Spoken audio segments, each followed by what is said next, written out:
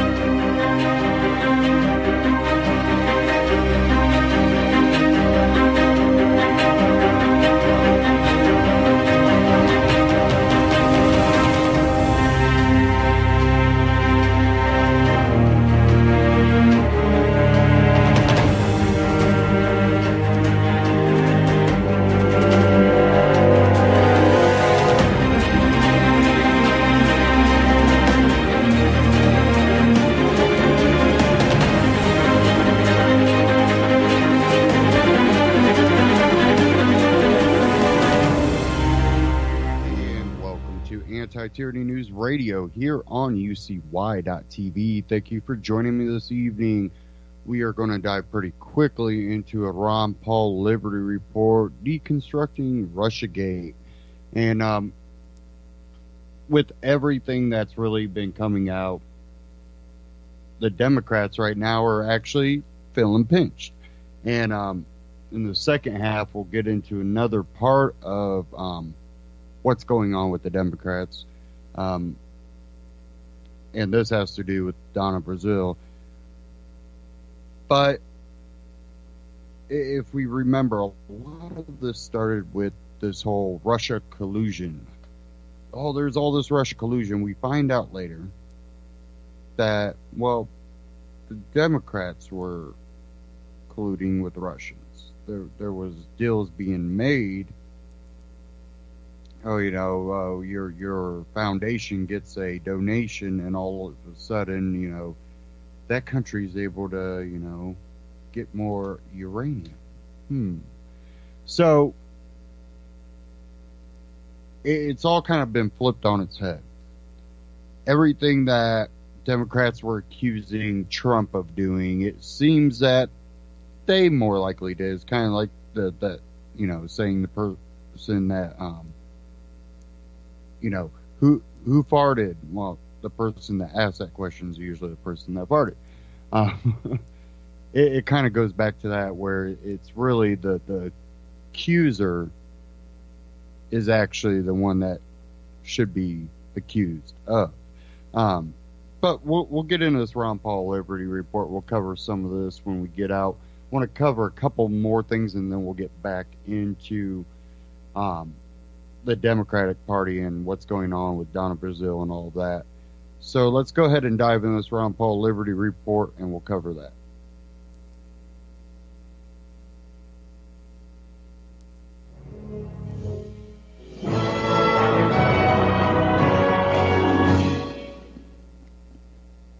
Hello, everybody, and thank you for tuning in to the Liberty Report. With me today is our co-host, Daniel McAdams. And Daniel, good to see you. How are you this morning, Dr. Paul? Very well. We have a special guest today. Yes. And he's a noted veteran foreign affairs journalist, well-known and very thorough. His name is Joe Lauria. Joe, welcome to our program. Thank you, Dr. Paul, for having me on today. Wonderful. Before we get into a recent article that you've written about Russiagate, which is fascinating, and we'll talk about that, I want to introduce a book here, or show our audience a book. And I hope it doesn't help Hillary Clinton, but we want to show this. It says, How I Lost by Hillary Clinton. But it turns out that I think you had something to do with this book. I think there's a lot of Hillary Clinton involved in this. And there's a foreword by Julian Assange. That's nice. And you have annotated a lot of what Hillary has been saying. So she was explaining this. So it's an interesting take on that. And I just wanted the audience to know about this. So did you have a lot of fun doing this little book? I did. We did it very quickly. We used the WikiLeaks releases of her emails and John Podesta's emails. So in that sense, it's by her because it's using her own words and her own associates' words. But I did write about 22,000 words of introduction and annotation to provide the historical and political context for right. what she indicts herself. Okay, the article we want to talk a little bit more about today it's called On the Origins of Russiagate. Who ever believed there could be a Russiagate? But I agree with the title. My little paper here said it was published at Huffington Post, but I don't think it appears on their page right now. But anyway, we did get a copy of this, and you might make mention, if you care to, about why it is not on Huffington Post at this particular time. But the title is On the Origins of the Russiagate, and this is very, very detailed explanation and understanding of what's been going on. Republicans are involved, Democrats are involved, Trump is involved, Russia's involved. I'm particularly fascinated about the geopolitics of all this, the accusations and the false accusations, and how NATO is involved in a bit, and how things have changed over this period of time. So give us a little introduction about that article, and then we will follow up from there. Well, the article, I originally published this article on Consortium News last week, the website run by Bob Perry. It was under the title of The Democratic Money Behind Russiagate. I then updated it with the latest information. The Manafort and Papadopoulos indictments took place after that was published, so I updated it, included also testimony from Comey and earlier testimony from Comey and Clapper in there, and I published it myself on the website Huffington Post.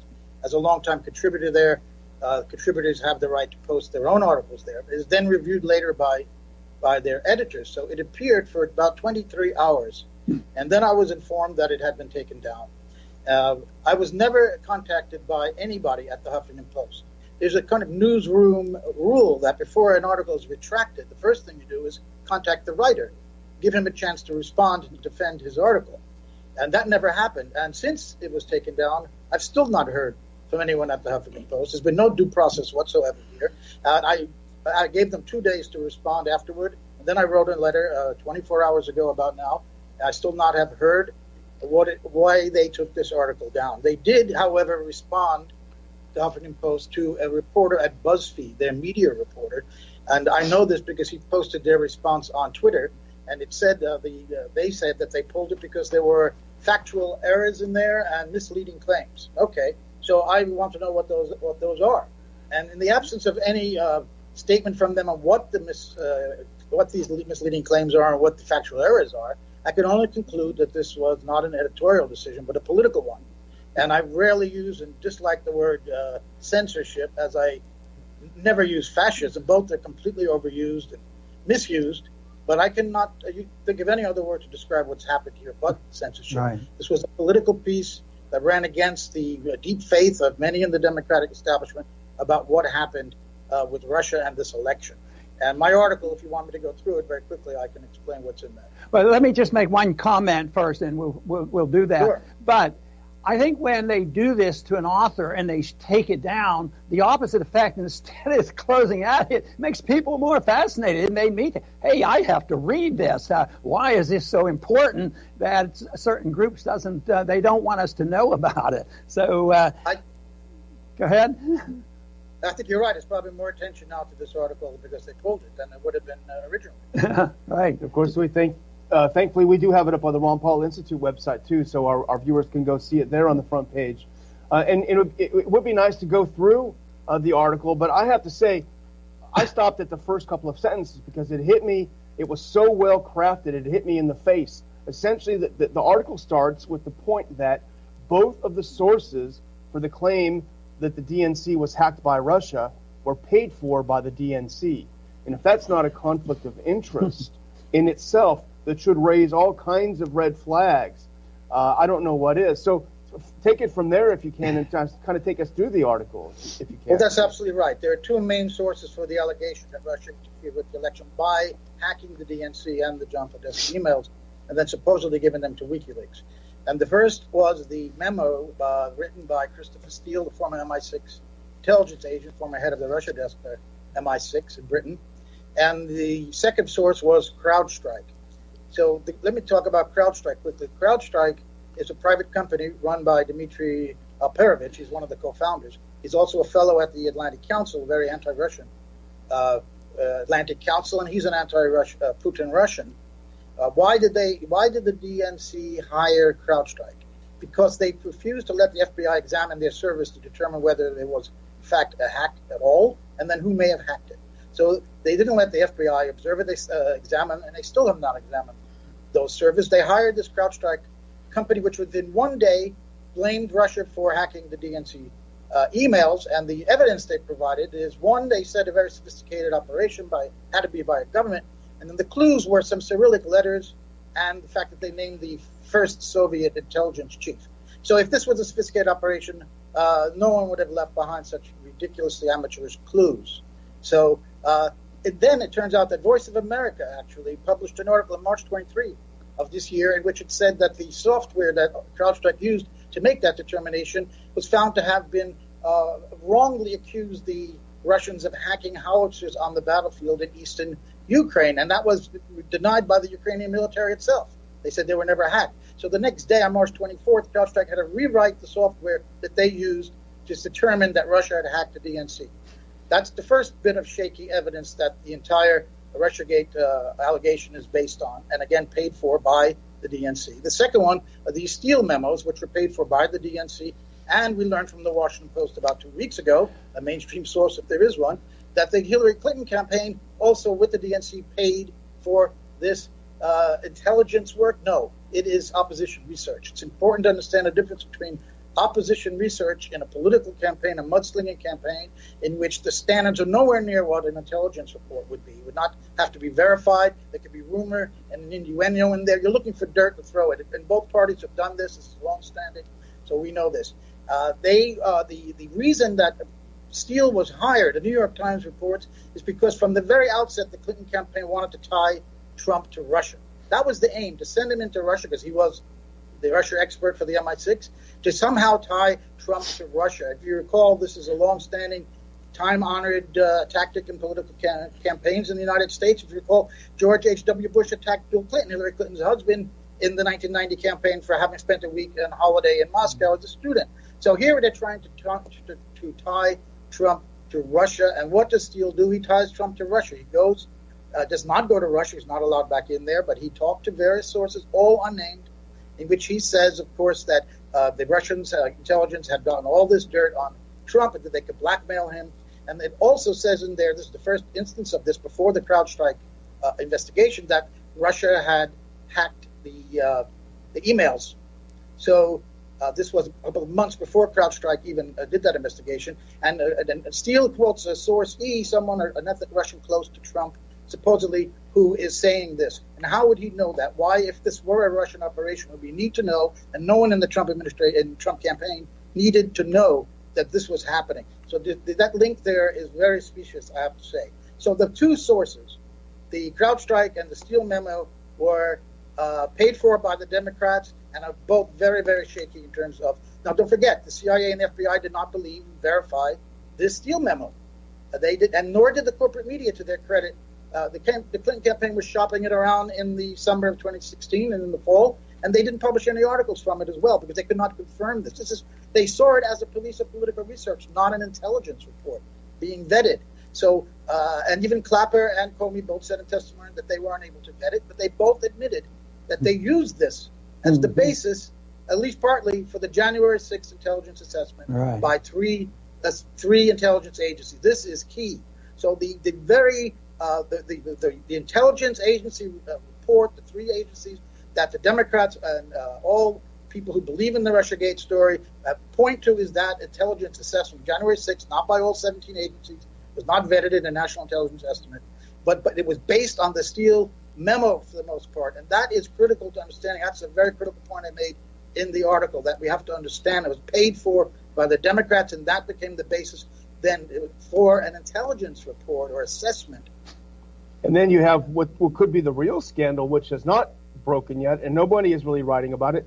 You see some whisperings about it, but this Steele dossier, which, as you point out, has never been verified, very sketchy. We don't know whether Steele paid his Russian contacts to make up dirt. We don't know anything about the origins of the information. But this dodgy dossier was then, as you report and as I've seen elsewhere, was taken to the FBI as a basis for which a FISA warrant was issued to start monitoring and spying on Trump campaign people. And then you had Rice and the others unmasking these people to get their names. So I think this is really the smoking gun that hasn't blown up yet. Yeah, that's absolutely right. That was used for the FISA warrants that were gotten, and that is again based on opposition research, not an intelligence report. And this is very troubling. I have to point out to your audience, I am not a partisan at all, because I really can't stand either party. I don't either represent my interests or millions of Americans' interests. So I am not at all a fan of Donald Trump's, I can assure you. But if you look dispassionately at the facts that have come out now about who paid for this, what exactly was contained in these two reports by CrowdStrike and Steele, you have to question what is really underpinning this entire allegation. Now, they're separate from this. There may be financial crimes. Manafort was indicted for it. Maybe they find that Trump was involved in some money laundering with Russian gangsters. All that. That might be possible. That Mueller may come up with that, Albert Mueller. But this is not about Russia hacking the DNC and Podesta. That has not been proven yet at all. But it's taken as an article of faith by Democratic partisans. And if you challenge that faith, they act as a zealot, that they will not be open to any facts that question what they believe in. And I think this is what's happened at the Huffington Post. Until they tell me what I got wrong, I think it's only that they could not accept someone challenging their deep, quasi-religious faith in this story. Mm-hmm. You know, I've been fascinated with the bigger picture of the anti-Russia sentiment, which is shared by both parties, as you say.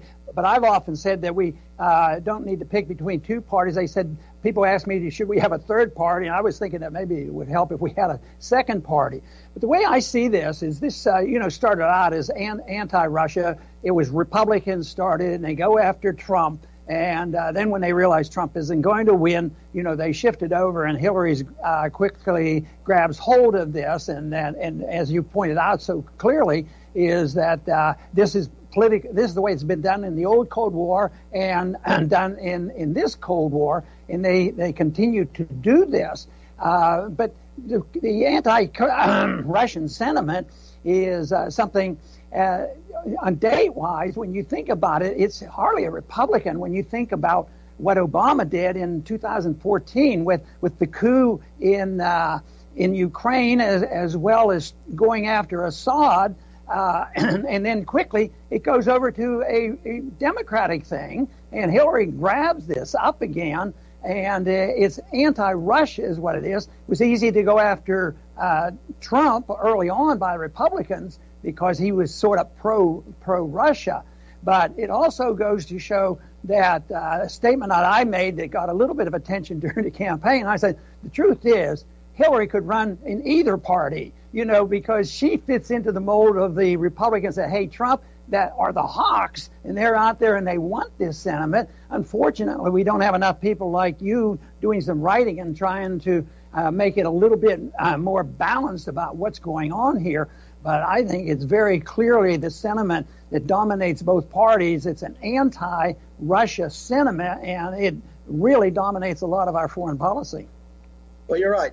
The other two parts of the article are, one, the consequences of this Russiagate story, a new McCarthyism. There's a new Cold War. It makes sense there's a new McCarthyism.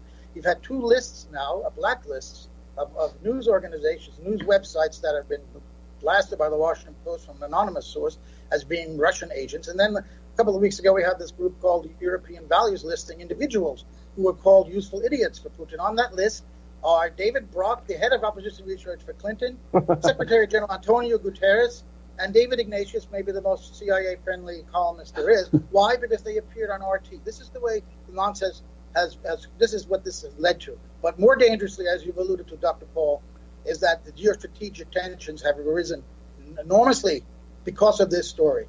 And I put in the third part of the story that since the 1990s, it was after the end of the Soviet Union, the United States and Wall Street moved in, made alliances with oligarchs, and asset stripped the whole country, impoverished the population, and enriched people in the West and local oligarchs. It was when Putin came into power that he put an end to that. And I firmly believe there's lots of evidence that we can go into on this show, and I wasn't able to go into in too much depth in that article, but I've written about elsewhere, is that the U.S. wants to get back to that time. Mm-hmm. They want to get back inside Russia to exploit its resources and financial resources as well. But more importantly, they see Russia under Putin as a block to their geostrategic interests in Syria in particular. And that was a very dangerous move that Hillary Clinton wanted to put in a no-fly zone that I get into in the book that you showed earlier, that this was even after General Dunford testified that could cause a war with Russia. She still stuck to that position in her last debate with Trump. So she was certainly a hawk, and Republicans did support her. But the United States wants to stop, is troubled by Russia stopping them with Brzezinski's. What Brzezinski had written about in his book, Great Game, that to get control of Eurasia, you have to get Ukraine from Russia's control, and that was behind the United States' reasons, in my view, to back that coup d'etat in 2014 that you also mentioned earlier. And my book goes into great detail and depth about how German intelligence discovered that there was no Russian invasion. There were not even 40,000 troops on the border, as General Breedlove had said, the head of NATO at the time.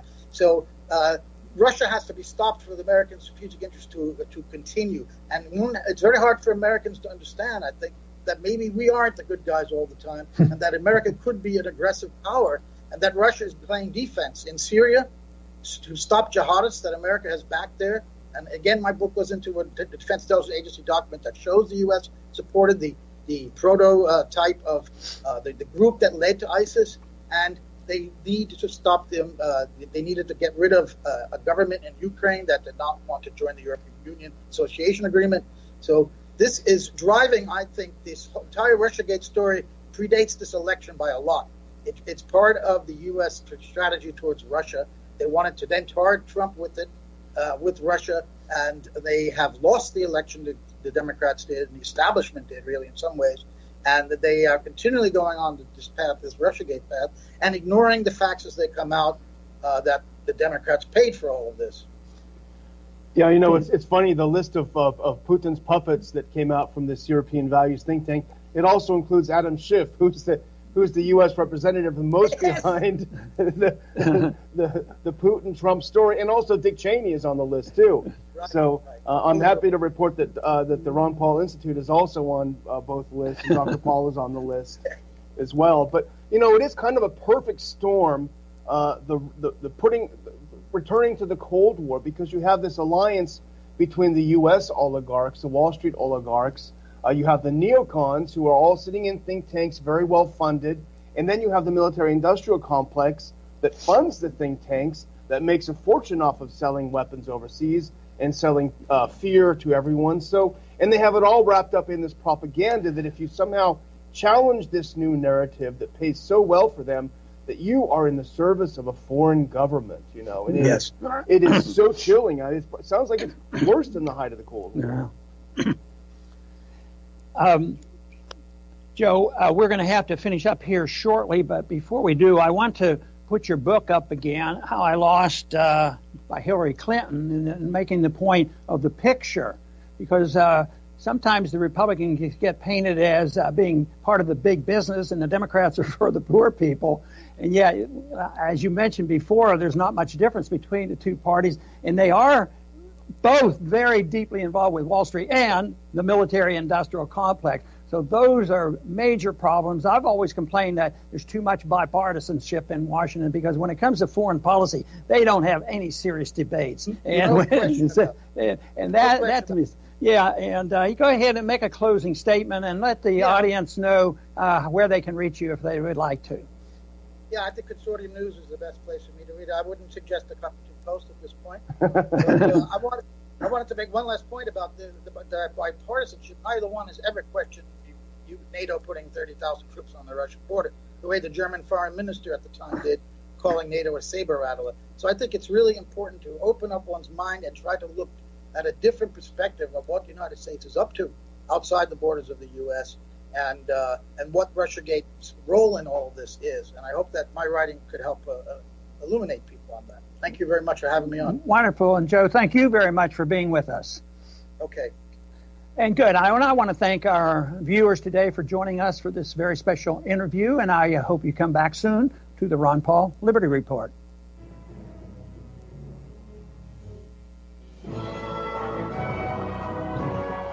Ron Paul Liberty Report, RonPaulLibertyReport.com, and Ron Paul Liberty Report on YouTube. Check them out, subscribe.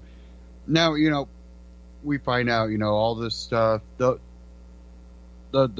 initial FISA warrant was based off of made-up, fabricated information. It's always been said if you dig deep enough, you'll find dirt on anybody. And then, you also go back to, the statistic on how many crimes everybody commits a day that they don't even know they commit because of so many laws on the books. And then, of course, we got gray laws. Gray laws being the laws that are written very broadly and can at any time be interpreted in ways to push a political agenda. There are a lot of gray laws. I've talked about Manafort and how he was going to be someone that they were going to pursue to try to break. I said that months ago. What happens? He gets indicted, and they're trying to push him. And they have that, the mole that everybody's calling him, or the rat that everybody's calling him, the one that might have wore a wire. From what I understand, he was very, very small potatoes in the whole campaign, and his ability to have a legitimate information seems less likely. And I've also seen other information that says that person was basically kind of blown off at multiple points. I don't know what kind of collusion's going on, but I know that there is a witch hunt that started based off of fake information, which makes that FISA warrant really a warrant that's based on false premises.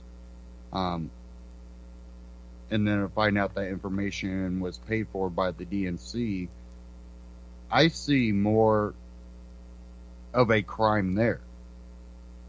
You have DNC paying for information to be drawn up to cause an FBI investigation through the BS FISA courts.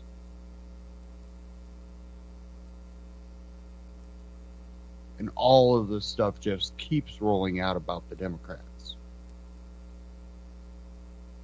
But the mainstream media, these celebrity folk, it's all Trump's fault.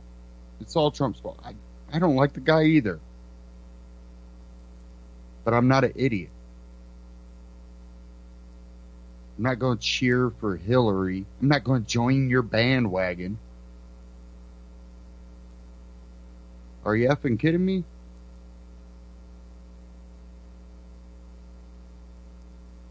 You almost have to be a brain dead person to follow any of these politicians.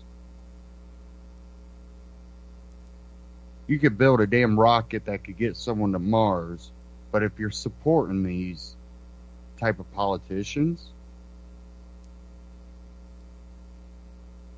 what credibility do you really have? There's a lot of people that have an intelligence that allows them to have a really gifted skill. Does not make them an intelligent person.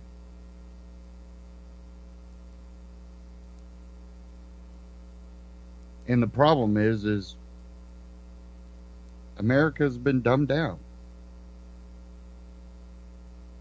But I think that's being broken a lot of times later on when people finally get fed up and stop just blindly following people and start looking up things. How do you think the Ron Paul revolution even began? It was because people were not buying the BS. They started looking in, and there was one guy that tend to stay consistent, vote the same way, and well, shoot, 30 years and the same exact message. And I'm not saying just like a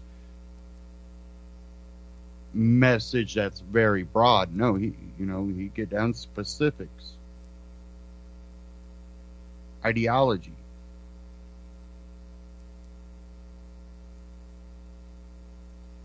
But the left tends to not really care about credibility, legit arguments. They're all based off of emotion.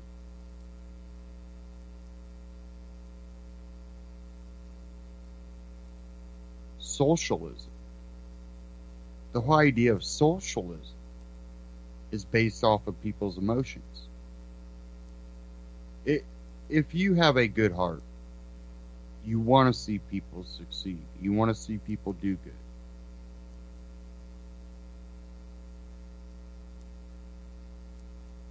But if you have a brain, you understand that giving people free stuff is not going to help them. So much that in today's society, I've seen people that have worked hard and, did good, get laid off, go to panhandling, and stay on panhandling because guess what? It's tax free. People just give me shit.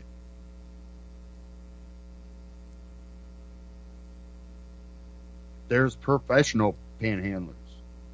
They'll sit there in ragged out clothes. You give them free money, they get back in their, $20,000 car and go back to their, $250,000 and up house.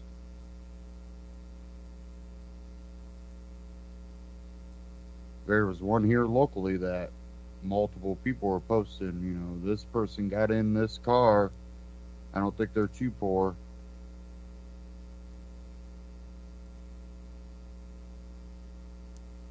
They've been spotted throughout the whole, northern part of my state, basically. They go from little town to little town, and just hang outside Walmarts.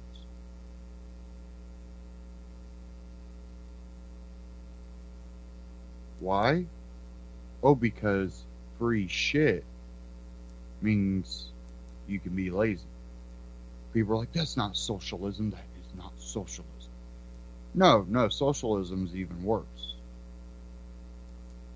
Socialism says that, this person over here working their butt off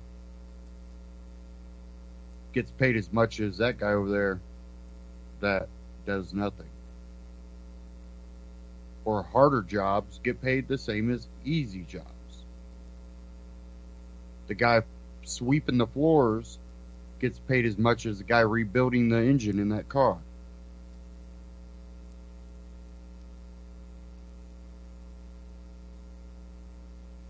And guess what?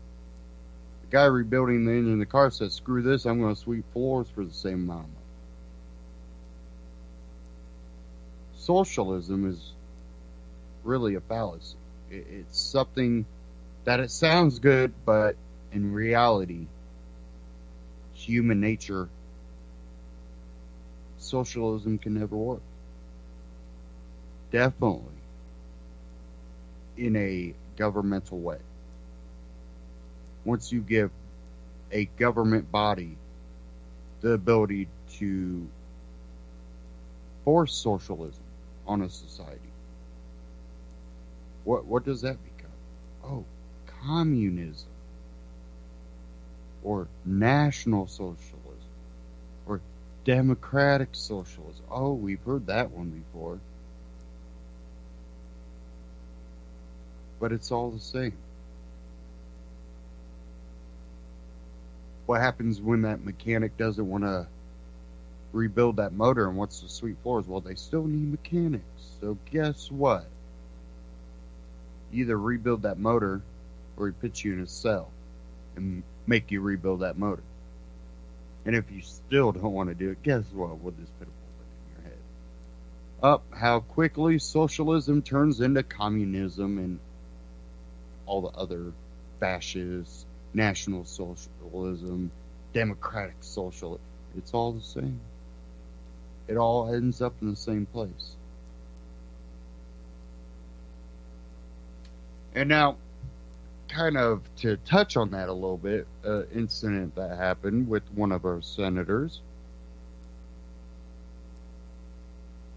Rand Paul, I'm sure everybody's heard by now, was attacked mowing his lawn.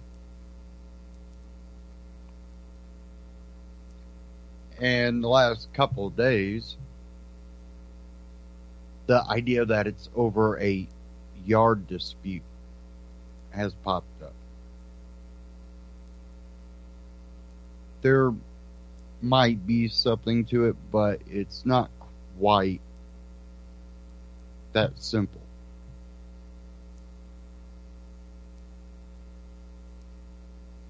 You know, yard disputes are nothing new. This happens all the time.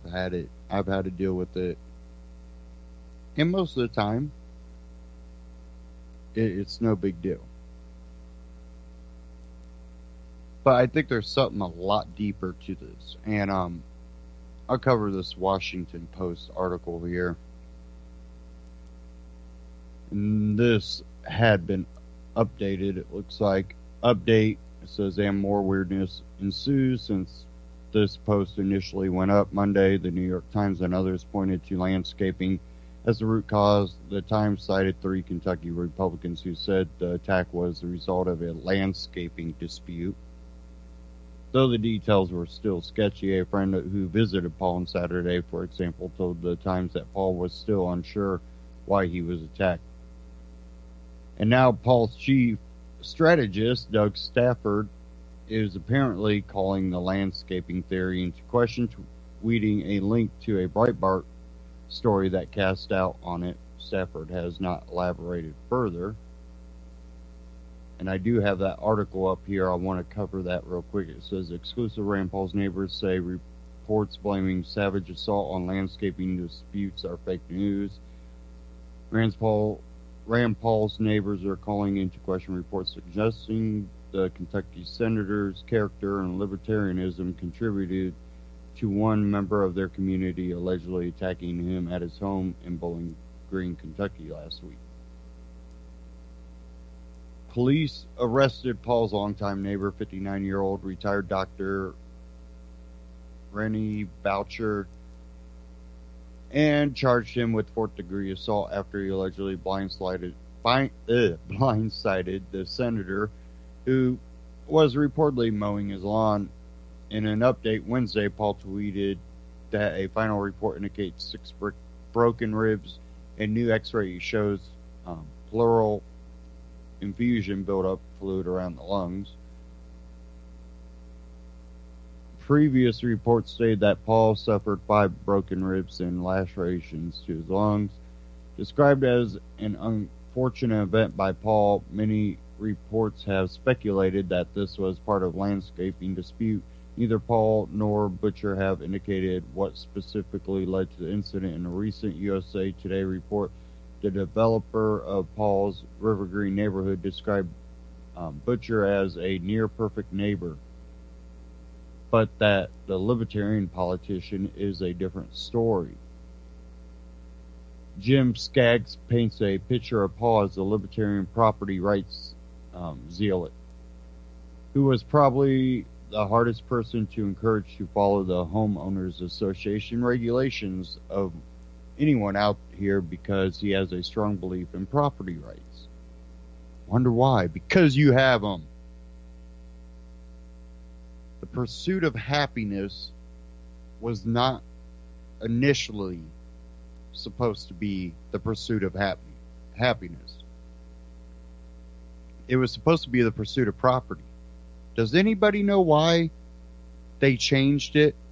Why Jefferson changed? Oh, and the left would not even probably acknowledge this. But there was a specific reason Jefferson decided to put pursuit of happiness instead of property. It was slavery. He knew that if he put property in there, that would have been used as an argument for slavery. Because most slave owners considered their slaves property.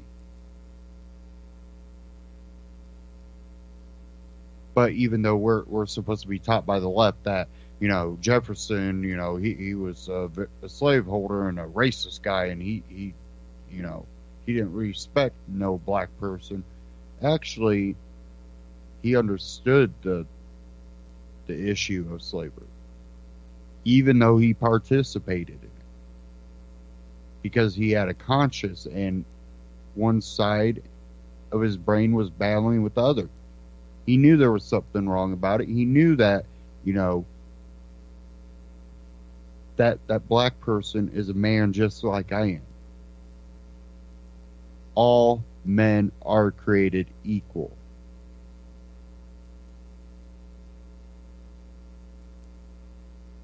He purposely did that. So yeah, property rights. Yeah, that's a real thing. Quote, there have been disagreements in the past, Skaggs said, over lawn clippings or who should cut down a tree branch when it stretched over a property line. Well, if it stretches over your property line, you cut it down. That's the law. Most places, you can't go on their property and cut that stuff down, but if it's overhanging your property, you could cut a perfect line right across that stuff. Many of Paul's neighbors, however, disagree with these reports. As a friend and neighbor of the Paul family, I've been disturbed by the inaccuracies in numerous media accounts of the assault that occurred on Friday, November 3rd, writes Travis Creed in an email to Breitbart News. The stories of a landscaping dispute or a dispute of any sort between Paul and Butcher are erroneous and unfounded. The reason for Mr. Butcher's bizarre attack is known only to him. Statements to the contrary are irresponsible and unnecessary. This speculation regarding Butcher's motive, Creed says, has led to an unfair characterization of the Pauls and their home. Quote, the Pauls are and always have been great neighbors and friends. They take pride in their property and maintain it accordingly. Rand has enjoyed working on and maintaining his lawn for as long as I have known him. He was attacked on his property for no apparent reason and suffered serious injury. That is the only fact known at this time. The senator and his wife Kelly are great people who would never harm anyone in any way, says Danny Renshaw, another neighbor who says he has lived in the same neighborhood as the Pauls for 17 years. Renshaw is appalled by the attack. This is so wrong for anyone to be blindsided and attacked while mowing their yard. I cannot imagine being in my yard pulling weeds or mowing and being violently attacked by anyone, much less my neighbor, he tells Breitbart News. I can't believe he was out of jail on a $7,500 bail. Saturday morning, Renshaw adds. However, this is not me that was attacked. This was one of the 100 U.S. senators of the United States. What kind of person does that? Expressing the same concern, Alicia Stivers writes, as neighbors and close personal friends of the Pauls for almost a quarter of a century, I have never heard Senator Paul speak an unkind word about anyone, let alone become physically violent, which makes it all the more shocking that a next-door neighbor of many years who has not so much as exchanged an email or spoken word with Rand in several years would race downhill and pummel Rand from behind. The Pauls own a lovely wooded lakeside lot in our small subdivision. Severs continues. In fact, the Paul's lot looks almost exactly the same today as it did 17 years ago when Dr. Butcher and his ex-wife chose their lot and built their house next door. Between us, my husband and I have served 4 years on the Neighborhood Homeowners Association board, and we are unaware of any conflict or complaints from Dr. Butcher regarding the Pauls. Whatever the reason for this attack on Rand, there is absolutely no justification for Dr. Butcher's behavior, she adds. I am wondering how the media can describe what took place as an altercation. It is an altercation when no words are exchanged and no one person is attacked from behind with no warning. I must check my dictionary. Sean Parker also has served on River Green's Homeowners Association board for several years, describing Mr. and Mrs. Paul as very gracious and friendly. She tells a similar account of the Paul's history with the board. My family has lived here for 6 years now, she says. In all the years I have been on board, we have never had any complaints at all regarding the Pauls. No complaints from other neighbors about the Pauls, nor have the Pauls had complaints against anyone else. I pass by their house every day as my family lives diagonally across the street from them, Parker adds. When we see Rand out riding his bike or Kelly out walking in the beautiful neighborhood we live in, they have always waved or even stopped to say hello. This is a wonderful family and an honor to have Kentucky's state senator living near us. What I find amazing is the fact that he cuts his own grass, writes neighbor Bob Warner. Bob and his wife, Gail, have known the Pauls for 20 years. Our neighborhood is fortunate that the Pauls live here, he tells Breitbart News. They are always engaging during their frequent walks through the neighborhood. Our sons are friends with their sons, and we have been on skiing trips as well as meet with them socially. As a friend, neighbor, and senator, Rand has been first class in every way.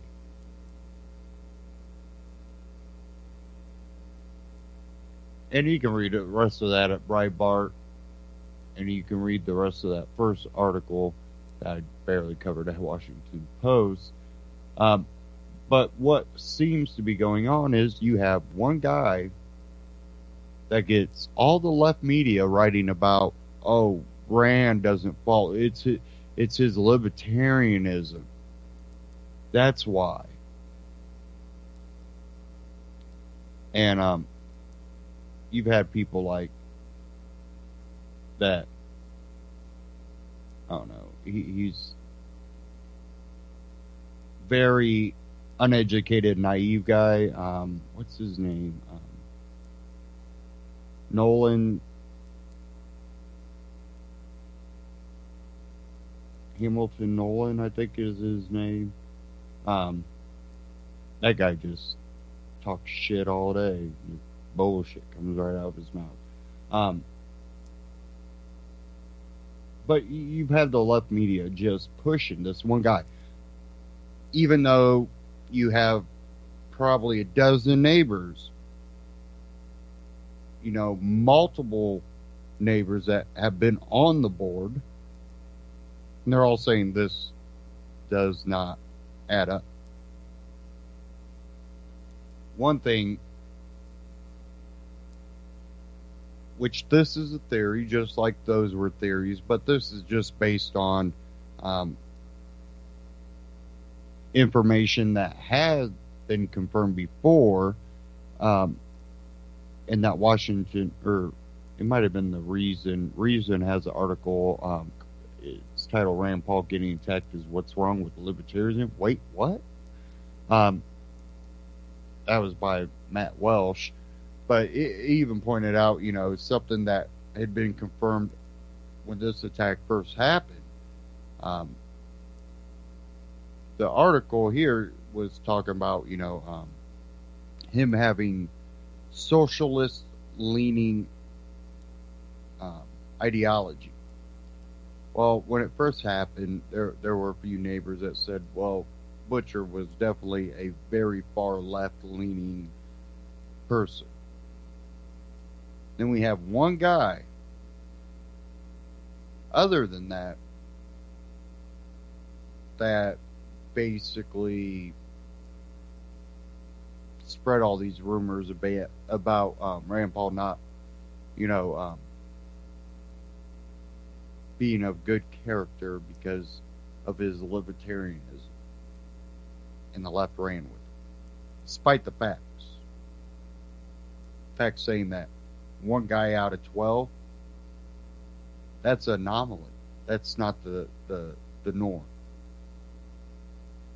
I almost wonder, if this guy was whispering in that guy's ear, which made him blow the lid, and because of his anger for not getting socialism through, he attacked Rand. But no one will know. Not unless he comes out and says why he did it, and is truthful about it. He could come out and lie about it. Yep, it was the landscaping dispute. Yeah. Still doesn't excuse your behavior.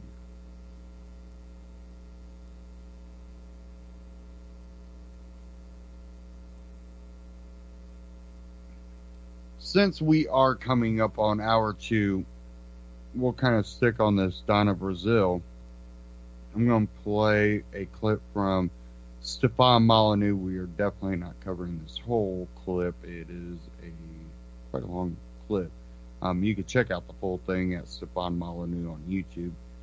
But we'll go ahead and dive into this, and we'll cover this at the other side. So Donna Brazile is a longtime Democrat Party operative. She actually managed Al Gore's presidential campaign way back in the day, and she's coming out with a book called Hacks, which is illustrative on so many levels. We'll get into some interesting details and some great illumination about what this means about the left and the Democrats in America.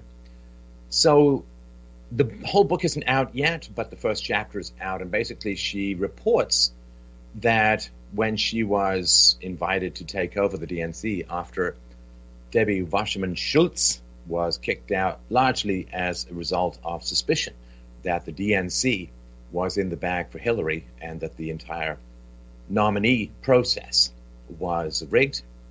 So Wasserman Schultz was out, Brazile was invited in, and she found the National Party in almost complete disarray. In part, she says, because these three players, President Barack Obama, Hillary Clinton, and Wasserman Schultz, were, as she quotes, three titanic egos who had, quote, stripped the party to a shell for their own purposes. Now, this is extraordinarily unusual. The left never usually punches left, and so why she's throwing Wasserman Schultz and Hillary Clinton and Barack Obama under the bus at the moment, well, I have a few theories which we'll get into. So she gets to be the head of the DNC. First few days on the job, she discovered that the DNC was $2 million in the hole, $2 million in debt, and that the payroll of the DNC was stacked with what she calls hangers-on and sycophants. So Wasserman Schultz kept two consulting firms, each on at a burn rate of $25,000 a month. That was just for the retainer. And one of Obama's pollsters was still pulling home $180,000 a year. Of course, this is in the waning days of Obama's presidency, so what does that matter? What does that matter? Well, why on earth would you poll like crazy? It doesn't make any sense. Of course, the DNC is supposed to swell during an election cycle, and then it's supposed to diminish during the trough between election cycles. I guess that's kind of like the Keynesian theory, that the government spends during a recession but then somehow magically saves during a boom time. And so she found that the burn rate was extraordinary, the debt rate was enormous. And these are, of course, the people who want to run your life, your finances, your children's finances, regulate everything you do, run your country. They can't even run their own organization. So the big reveal in Brazile's book is she talks about how Clinton basically took control of the DNC in August of 2015, before the primaries even began. Well, how? How did she do it? Well, there was a joint fundraising agreement between the party and Clinton's campaign. Now, Brazil says that this deal gave Hillary Clinton effective control over the finances of the DNC, over the strategy of the DNC, and even over staffing decisions. So if you're controlling the finances, the strategy, and the staffing of the DNC, I got to think that gives you just a little bit of an edge over the other candidates, including Sanders. Now, Brazil writes, she says, this was not a criminal act, but as I saw it, it compromised the party's integrity. You don't say. Now, this is interesting because, what was there, 17 nominees plus Trump for the Republicans, and really very few for the Democrats. So I do wonder, if people like Elizabeth Warren didn't throw her hat into the ring, I wonder if she knew about this backdoor deal to give Hillary control over the DNC, who, of course, is supposed to be an objective and neutral arbiter to reflect the wishes of the party's constituency over who will become the nominee. I wonder if the paucity of competitors to Hillary had something to do with the knowledge floating around about how Hillary's campaign had got a lockjaw on the hearts, minds, and balls. Well, sorry, that's an insult to balls, of the DNC. A fascinating tidbit, not reported on quite as much as perhaps it could be. Now, Donna Brazile towed the party line regarding the murder of Sethridge. Now, there are some theories floating around, which I don't actually believe are theories but descriptions, which is that Sethridge, who was a DNC staffer, took DNC information, put it on a USB drive, put it on a thumb drive, and handed it to WikiLeaks. That's my particular opinion. There's no absolute proof, but that's what I believe happened. I think that WikiLeaks has, given some indications, although, to be fair to Julian Assange, he won't break confidence, which is entirely right, but it's not entirely outside the realm of some of their activities. So the fact that Sethridge was murdered, they called it a robbery gone wrong, and although his cell phone and wallet and money weren't taken. So Donna Brazile was towing the line as, oh, well, it's just a murder gone wrong and nothing untoward. However, in this book, she writes that, she's like this Dostoevsky character. She's like haunted by the murder of Sethridge, the DNC data staffer. She was haunted by this unsolved murder, and she says it caused her to be afraid for her own life. Now, this, of course, makes, how many clues do we need? This makes absolutely no sense. If it's a robbery gone wrong, just some sort of random event in the middle of the night, what would Donna Brazile have to fear? What on earth would she have to fear? Random robbery gone wrong. So she says she's haunted by the murder of Sethridge. She fears that her own life is in danger. She installs surveillance cameras in her home out of terror of whoever murdered Sethridge. When she's in the office, she shuts the window blinds so that snipers can't see her. Either she's genuinely insane, or she has something to be scared of, something to be worried about. She does touch on the issue that, when WikiLeaks put out all of their emails, there was an email which has Brazile, who was, of course, a paid CNN contributor at the time, that she shared questions, potential topics for a town hall that CNN was hosting well ahead of time with the Clinton campaign. Now, she says in the book, well, I don't really recall sending the email, but I can't find it in my own computer archives. But she did eventually publicly admit to sending it. And so there's that. Now, another thing that came up that's interesting, and again, we will expect absolutely no circle back, heaven forbid even apologies from the mainstream media, but Hillary's health issues show up in Donna Brazile's book. There was great concern after she struggled with, what they called pneumonia, and on the 9/11 New York City memorial gathering, she passed out and was thrown like a sack of rotten potatoes into a van. And Donna Brazile was haunted by this and was racked with doubt about whether the party should go forward with this. But of course, it was, 2 months before the election, so it seemed unlikely to be able to change it. But she says, again and again, I thought about Joe Biden. But she also adds, no matter my doubts and my fears about the election and Hillary as a candidate, I could not make good on that threat to replace her. And then she seems to indicate that it's because Hillary, of course, was the female candidate, and therefore it was a step forward in the realm of identity politics, the first female president. So the fact that they didn't replace Hillary, who knows what would have happened at the time, but the fact that they didn't had a lot to do with the addiction to identity politics that has characterized the left for so many generations now, really. So here are some quotes from Brazile's book. She says, my predecessor, Florida Representative Debbie Wasserman Schultz, had not been the most active chair in fundraising at a time when President Barack Obama's neglect had left the party in significant debt. That's a very, very telling statement.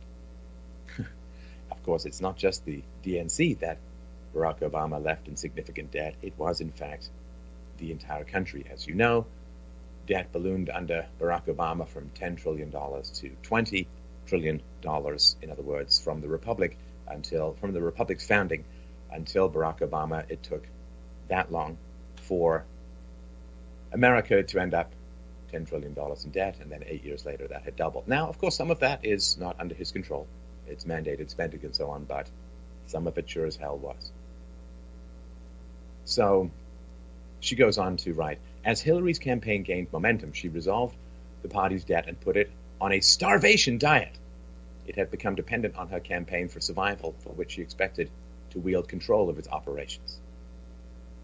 And I love how when the party is ridiculously overspending and Hillary forces it to cut back, now it's a starvation diet. You know how they say it's austerity when the government can't spend ridiculous amounts more than it's taking in taxes. It's just starvation. You know, like if you're on a diet, you're on the sumo diet of like 8,000 calories a day, and then you go down to 7,000 calories a day and you're suddenly starving to death. I don't really think you are. Brazile goes on to write, Debbie was not a good manager. She hadn't been very interested in controlling the party. She let Clinton's headquarters in Brooklyn do as it desired, so she didn't have to inform the party officers how bad the situation was, how much control Brooklyn had, and for how long, was something that I had been trying to uncover for the last few weeks. The Saturday morning after the convention in July, I called Gary Gensler, the chief financial officer of Hillary's campaign. He wasted no words. He told me the Democratic Party was broke and $2 million in debt.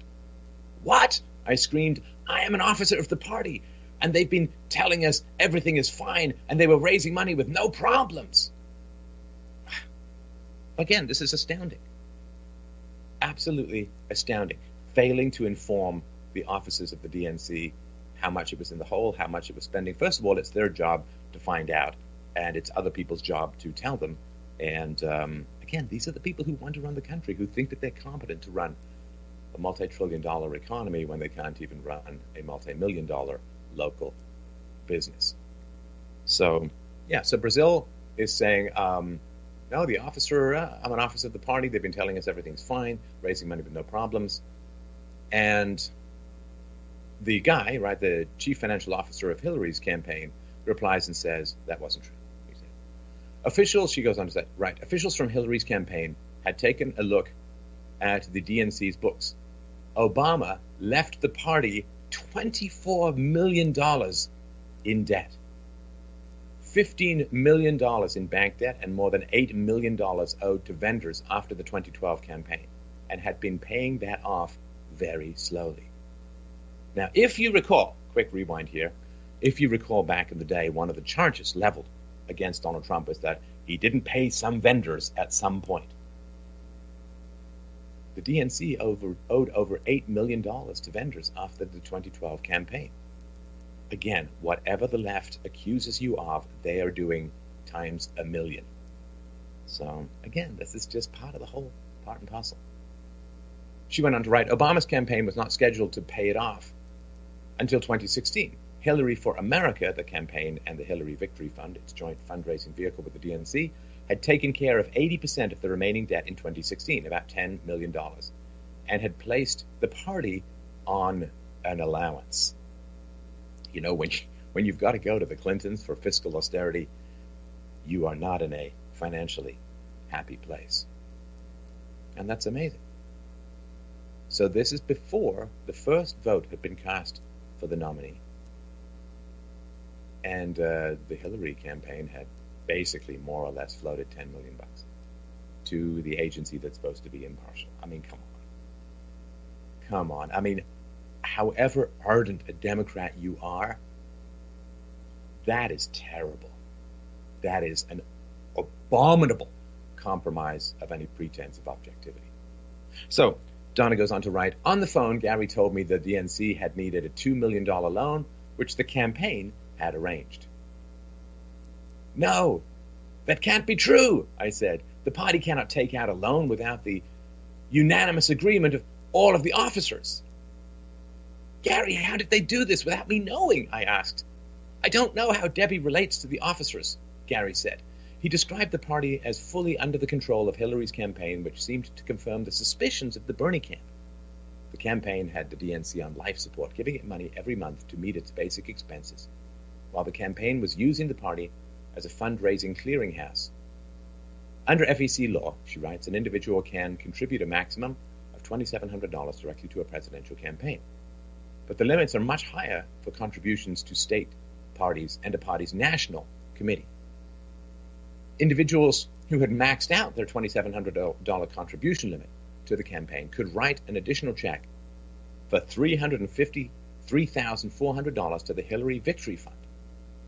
That figure represented $10,000 to each of the 32 states' parties who were part of the Victory Fund agreement, $322,000, and $33,400 to the DNC. The money would be deposited in the states first and transferred to the DNC shortly after that. Money in the battleground states usually stayed in that state, but all other states funneled that money directly to the DNC, which quickly transferred the money to Brooklyn. Wait, I said, that Victory Fund was supposed to be for whoever was the nominee and the state party races. You're telling me that Hillary has been controlling it since before she got the nomination? Gary said the campaign had to do it or the party would collapse. That was the deal that Robbie struck with Debbie, he explained, referring to the campaign manager, Robbie Mook. It was to sustain the DNC. We sent the party nearly $20 million from September until the convention and more to prepare for the election. Now, can you imagine if the DNC had gone bankrupt during the presidential race?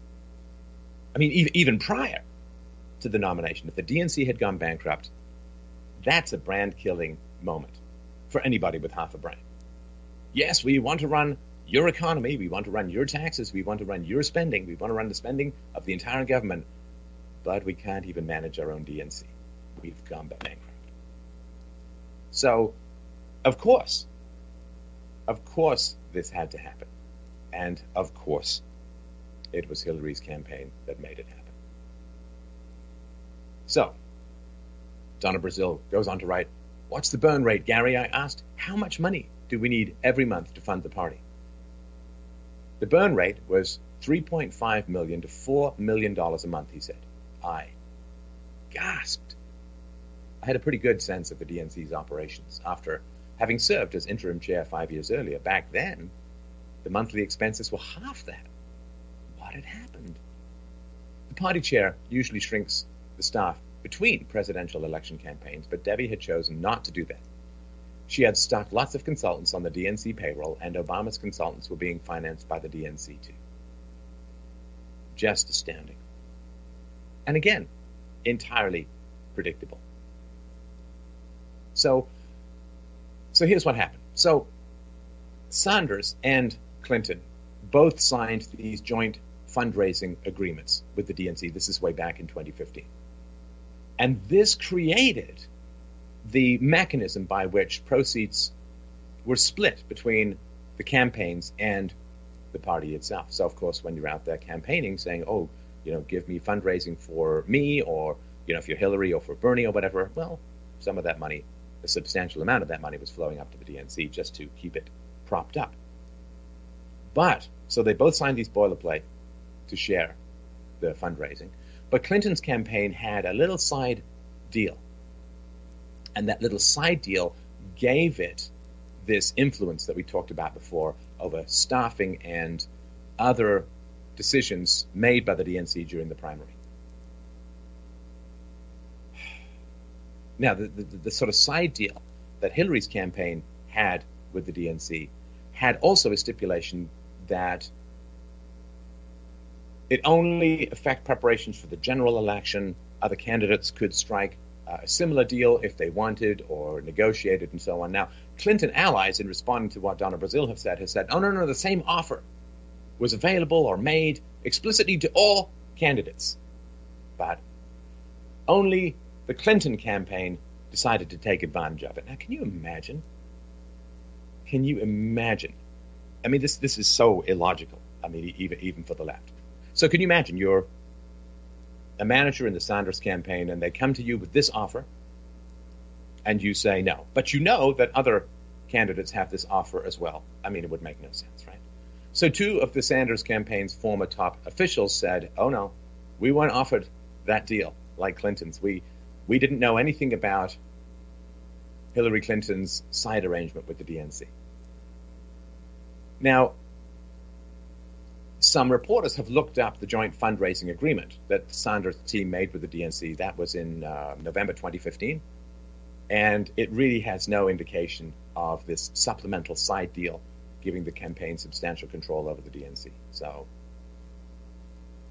somebody's not telling the truth. And I think I know who it is.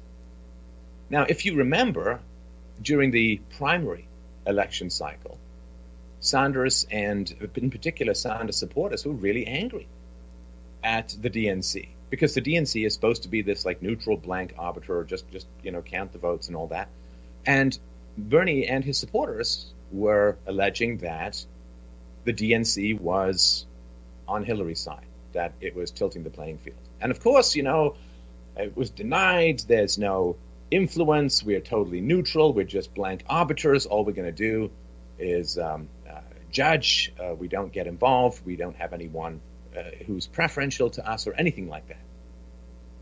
And this was actually used against Bernie Sanders, right? So it was considered to be, you're paranoid, you're crazy, you're losing and you're lashing out. Oh, you're crazy for imagining that the DNC has any preference for Hillary Clinton. They're totally neutral.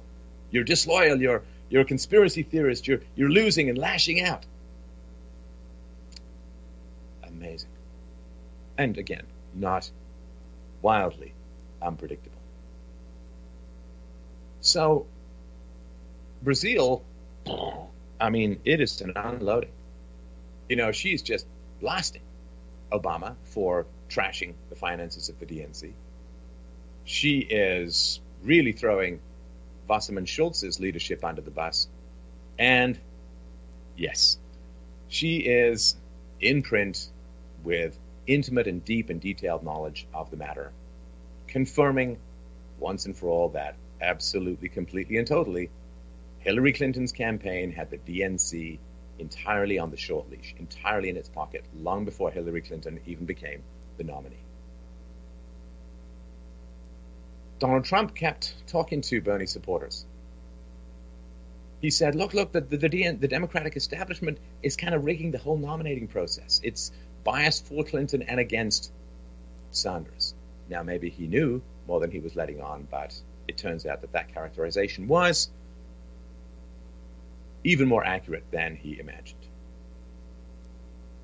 So in at least what we've read of the book so far, Brazile reveals the scheme that Clinton's campaign used to basically, it's like the mafia. Are you in heavy debt? Do you owe money on payroll in your sporting goods store? Did you run up a substantial gambling debt? Oh, don't worry. We'll lend you the money, and then we're going to own your ass. I mean, the DNC's finances, of course, are still a mess. But, the DNC... Well, of course, and the funny thing is, of course, that Clinton needed the sustainability of the DNC in order to get the nomination, because if the DNC had gone bankrupt, then I don't even know what would happen. I can't imagine what would. So she needed to prop up the DNC in order to have any possibility of the process moving forward, because even to your average normie voter, the fact that the DNC might have gone bankrupt or completely run out of money in one form or another, that wouldn't have looked very good when it came to presidential electoral cycles. It just would have looked. So she needed that. And so it's like, well, if you've got to fund the place, at least ask for something in return. That's politics. You don't hand away 20% of America's uranium production for, anything less than $145 million in the Clinton Foundation. So, yeah, it's quid pro quo. Scratchbacks, and so on.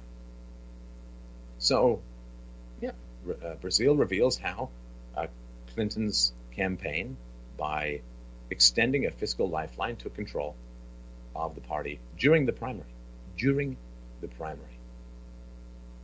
And how Brazil places all of this in the timeline is important. So this Victory Fund agreement basically put the DNC under Hillary Clinton's campaign's control months before even the very first primary vote was cast. Now, Hillary Clinton wrote a little book, which, my book, let's mention it briefly, why not? The Art of the Argument, outsold for a little while. But, theartoftheargument.com, it's a great book, you should check it out. But Hillary Clinton wrote a whole book, What Happened? Now, this extraordinary scheme where a fiscal lifeline was dropped to the DNC in order to help them avoid bankruptcy or some other godforsaken financial output in return for giving the Clinton campaign control over just about every time everyone went to the bathroom in the DNC. This extraordinary scheme, I don't think it quite made it into the pages of Hillary Clinton's book, What Happened? I wonder if that might cause people to doubt anything else about that book. Hard to imagine, hard to perceive. Now, there's a little thing as well that just is a little sidebar here. So when she went out to visit the Clinton campaign, she did travel a lot during this, and she went out to visit the Clinton campaign headquarters in various places. And she said, it had a kind of funeral air. It was kind of dismal. It was kind of boring. It was kind of lackluster. And when she was visiting one of these places, so there's this former Democratic congressman named Tony Colho. And he used to ask Brazil a question about a campaign, a political campaign. And he would ask her this question: are the kids having sex? Are they having fun? If not, let's create something to get that going, or otherwise we're not going to win. Go, Corey Feldman. But that's an astonishing, just weird to me. If you want to win, people better be banging on the copier. That's just, it's our selected. It's just crazy stuff. Degenerate. So Donna Brazile says, I didn't sense much fun or having sex in Brooklyn. Now, of course, this question of why they lost, we'll get to in a sec. But I just wanted to mention something while I have your attention, at least I hope, this sort of Russian interference. And I talked about this recently, but Miss Clinton's secret agent, Christopher Steele, was paying good money for this Russian disinformation campaign, this dossier. Right, as Lionel Nation points out, the word dossier is brilliant. Not just like printout or rumor or innuendo or paid disinformation. Dossier. It sounds like it's vetted. It sounds like it's solid. It sounds like it's really rooted in fact. But as far as interference in the election goes, well, I got to think that owning the DNC, even before the first ballot is cast in the primaries, owning the DNC could conceivably be called or have something to do with influencing the election outcome. And of course, this retired British spy, Chris Steele, was handing out cash for this Russian disinformation dossier, and that seems quite a lot of Russian interference in the election. And oh, by the way, I mean, just in case people are wondering about this, it is actually a crime to pay foreigners for opposition research for a wide variety of reasons. And so there's that. So I just wanted to sort of point this out. And how many people knew about this scheme? I wonder how many people in the DNC knew about it, how many people in the various political campaigns knew about it, and how many reporters might have known about it. So Brazil goes on a little further to say, when the party chooses the nominee, the custom is that the candidate's team starts to exercise more control over the party. If the party has an incumbent candidate, as was the case with Clinton in 1996, that's Bill, of course, or Obama in 2012, this kind of arrangement is seamless because the party already is under the control of the president. When you have an open contest without an incumbent and competitive primaries, the party comes under the candidate's control only after the nominee is certain. So, of course, that makes sense, right? Now, Brazil starts off by saying she had to make the call to Bernie after she found this joint fundraising agreement between Hillary and the DNC, this sort of smoking gun of corruption and collusion, in my view. And it's funny, it's just funny to me, it's interesting and funny how she talks about it. She says, I had to make this call to Bernie. I knew it was going to be difficult. I knew it was going to be emotional. So I lit candles and put on some gospel music. I got a difficult call to make. I better light some candles. It's a male-female thing, I guess. Like, I can't imagine, I don't know, Trump or me or anyone saying, I got a difficult call to make. Better put on some incense. That I just thought was kind of an interesting detail. So she writes, I told Bernie I had found Hillary's joint fundraising agreement. I explained that the cancer was that she had exerted this control of the party long before she became its nominee.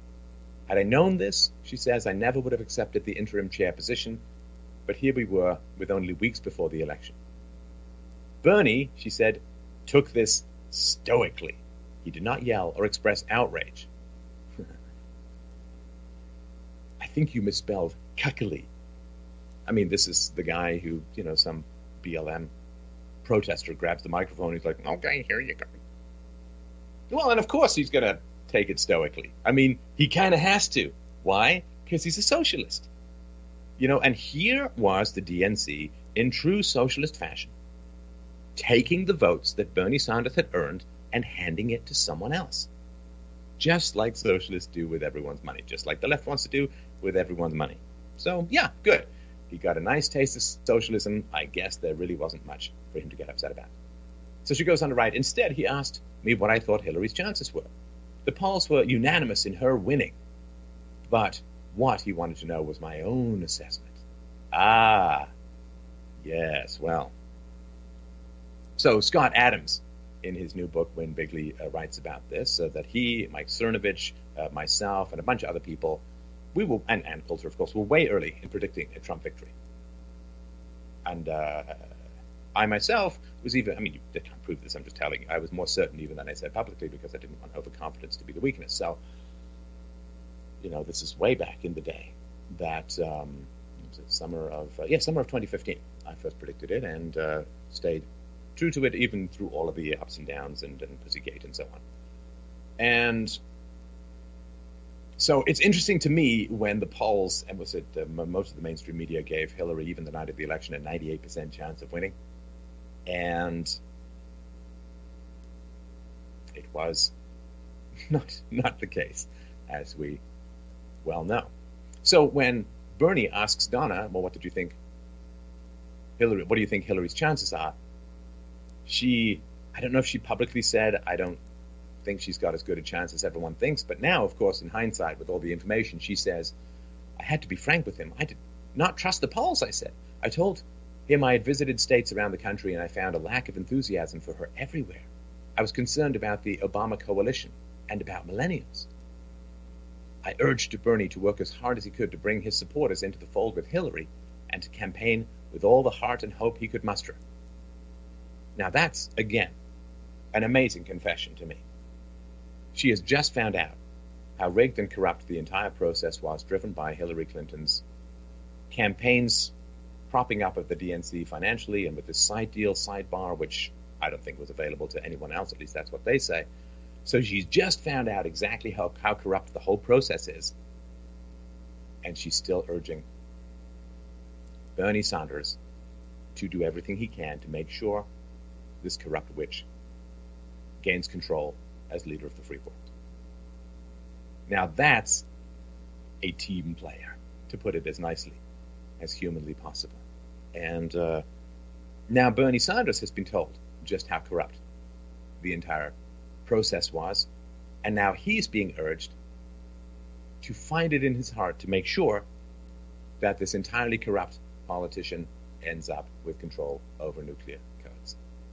Amazing. So she goes on to write, he might find some of her positions too centrist and her coziness with the financial elites distasteful, but he knew, and I knew, that the alternative was a person who would put the very future of the country in peril. I knew he heard me. I knew he agreed with me, but I never in my life had felt so tiny and powerless as I did making that call.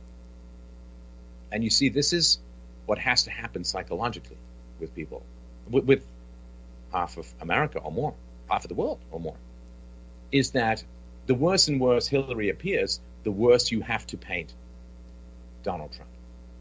Of course, right? I mean, he has to be Hitler, because if Hillary is as bad as was revealed, I mean, all the way back to when she got fired from investigating Nixon, all the way back to Whitewater, all the way back to, I mean, everything that went on with her husband and the incredible allegations of rape and settling of sexual harassment claims, and all of the corruption that occurred with the Uranium One scandal, and with Benghazi, and with this sort of pay for play that was detailed in the Clinton Cash book, and I mean, all of this stuff. The worse that Hillary appears, the more corrupt that she is revealed to be, the worse you have to paint Donald Trump. In order to get her into power, you have to say, okay, well, better the devil you know, or half devil, but he's total devil, right? I mean, so this is what she says. She says, well, I still want to get her into power. And this is, of course, what the media has to do. As more and more stuff is coming out about Hillary Clinton, they have to paint Donald Trump as even worse, because otherwise the alternative is that everyone who supported Hillary Clinton was entirely wrong and in the bag with a corrupt politician, versus the people who supported Trump were not. So it's just so you understand why he has to be painted with such darkness, with so many dark brushstrokes. So she goes on to say, when I hung up the call to Bernie, I started to cry, not out of guilt, but out of anger. We would go forward. We had to. No, you didn't. No, you didn't. Now, call me conspiratorial, call me crazy, call me a cat, but I don't genuinely believe, or generally believe, that this stuff kind of happens by accident. Now, of course, she wrote the book a while ago. There's galleys, there's proofs, and all this kind of stuff. Recorded the audiobook. But I don't believe this stuff entirely comes out of accident, out of nowhere. Now, my question is, of course, she's marketing its genius, because now she's going to sell the book to the Trump supporters. She's going to sell the book to the right, whereas it will cost her some sales on the left, but she'll make up for it enormously by people on the right who will read the book. But it's really quite remarkable, because it is rare for this kind of criticism to occur among leftists. So the fact that Brazil is throwing Obama and Hillary under the bus at the moment is quite remarkable. And it makes me wonder if she knows anything that may be coming down the pipe that she may be implicated in. I mean, there's a lot of stuff going on around Hillary at the moment, around the Podestas at the moment. And I wonder if she has some insight or knowledge about what might be coming down the pipeline regarding the Clintons. Is Obama going to get scooped up in the Uranium One investigation, should such occur? Maybe she knows something. Maybe she's trying to distance herself. Maybe, I don't know. But there are some very interesting lessons in this. it always was kind of confusing to me and to a lot of people why Hillary was so inattentive and pretty much lazy when it came to campaigning. I mean, she went forever without doing press conferences. She didn't travel that much. She just didn't seem to be that motivated. And to some degree now we know why. Of course, she wasn't in much danger from Crazy Bernie, right? Because it seems like she had the entire situation under control. So it doesn't look like she was under much stress from Bernie or others. And then, of course, everyone was telling her that she was going to win. All the mainstream media, all the polls, they polled during the day when people who vote Democrat are more likely to be home rather than out at a job. They did highly Democratic. They polled single moms, they polled minority communities, and so on. And I think they kind of tried to make it true by portraying it as true, that her victory was going to happen because they just kept saying she's got it in the back. They were hoping to demoralize the Trump supporters. But of course, this sort of come from behind approach, this comeback, second wind approach, I mean, it only made them stronger. It only made them more committed and more determined. There are some people, when you say, no way, they say, okay. And there are some people, when you say, no way, they're like, oh yeah? Let's find out about that. So it hardened their resolve, and it made the leftists lazy. And of course, the significant bump in votes that comes from the mainstream media, again, she had Hollywood, she had academia, she had the mainstream media, she had the reporters, she had, everyone was on her side. She had the V card, she had, just about everything. And of course she did, overlook the white male. She overlooked the frustrated, the economically crippled, those who couldn't get jobs because of the hyper-regulatory state under Obama. And so she pretty much thought she had it in the bag. And, if there's one thing that cheating does, is it makes you lazy. It makes you lazy. And leftists have been cheating for a long time, right? When they took control of the education faculties and they started programming teachers to program kids on leftists, right? To the point where now half of millennials want to live in a socialist country. So they programmed kids. They programmed young adults in universities by taking leftist control of faculties. They imported tens of millions of third world voters who overwhelmingly vote for the left. They destroyed border controls in order to allow a flood of illegal immigrants into America, for which there is significant evidence that millions of them voted for the left under the last presidential election. And, of course, they took a lot of foreign money and they concocted, in general, this very concept of postmodernism, so that if you found rational arguments against the left, they could say, reason! Who cares about the reason? It is just a fantasy, eh? Sorry, you've got to have your guts wild when you say that kind of stuff. So the left has been cheating for a long time, and of course, when you cheat, you get lazy. Of course, you don't train as hard if you know you're going to win the race. That's just the way it works. So, and the other thing too is that when you know you're going to win, you get lazy, and what that means is hardworking people don't want to be around you, right? Because I don't know, like I worked once for the government when I was a temp in my late teens.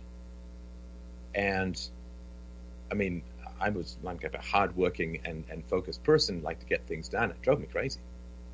It's like, you want to win a running race and you have to run through wet jello or run underwater. It's just, when you want to get things done, these delays drive me crazy.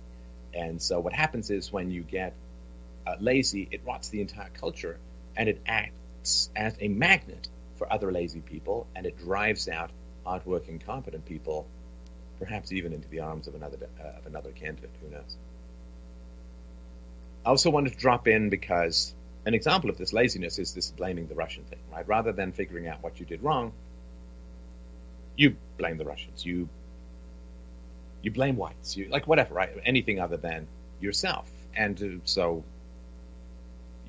the congressional pressure was put on Facebook, right? At a time when Facebook is facing potential antitrust examinations of the kind which completely decimated and crippled IBM for 13 years, I think it was, that they were being ground down by antitrust investigations and potential blowback, and it drove smart people through the Pareto principle. The square root of workers produces half the value, so 100 people out of 10,000 are producing half the value.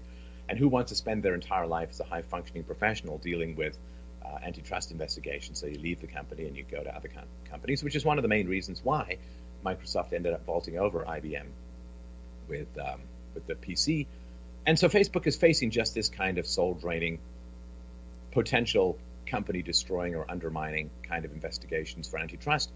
And so there's a lot of pressure from the government being put on Facebook, and eventually, they said, no, there's no Russian interference, and finally they got billions of monthly users, and they went through with a fine-tooth comb, and they finally found, 470 potentially suspect accounts that spent $100,000 on ads.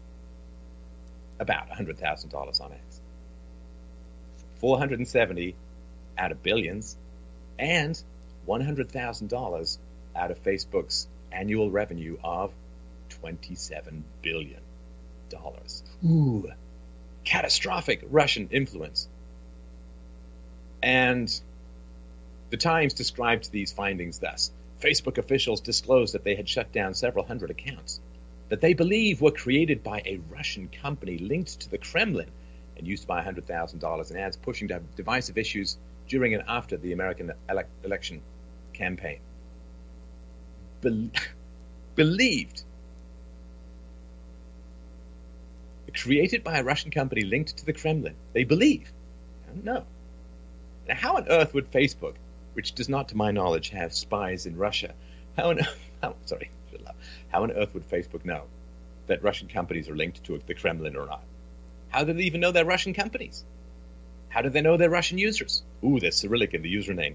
Ooh, there's an IP that originates in Russia. You know that all of the malware that got loose from the CIA, that you can spoof and fake anything you want, saying it comes from this place and it has. This is ridiculous. Come on.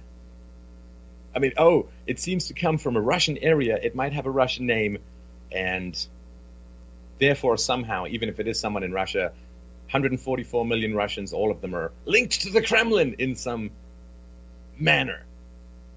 Ugh. So, Zuckerberg, again, remember, facing potential antitrust investigation, Zuckerberg says he's expanding this investigation to include, and I quote, additional Russian groups and other former Soviet states. Now, remember, of course, that the entire narrative goes something like this, that Russia wanted Trump to win, therefore. But as it turns out, these Facebook ads were, some of them praised BLM, some of them attacked it. There was no particular consistent pattern of pro-Trump and anti-Hillary. So, it literally is like taking stock advice from the guy screaming into the phone with no connection on the street corner. It has become completely deranged. And these are just people who are striving to wave away or to ward off the extreme discomfort of cognitive dissonance by just making up any imaginary threat that they can. When it comes to foreign influence on the U.S. election. I don't know, two countries pop into mind. Saudi Arabia gave a lot of money to the left and has, to some degree, influenced America getting involved in some of the local wars, Yemen in particular. Saudi Arabia, quite a lot of influence. Yes, the elephant in the room, Israel. Big influence on American politics and American elections. If you compare this to these piddly $100,000 worth of ads, that there's absolutely no evidence that they were part of any kind of coordinated Russian campaign. There's no evidence even specifically that they were Russian bought. This is just what people say. Crazy. You got 3,000 ads costing about $100,000 spread over 2 years. This is going to somehow decisively affect a U.S. election when they have contrary positions, no particular consistent position. You got $100,000 spent on these Facebook ads over 2 years, but in a U.S. presidential election, more than $2 billion is spent on advertising. $2 billion. That's 100,000 over 2 years.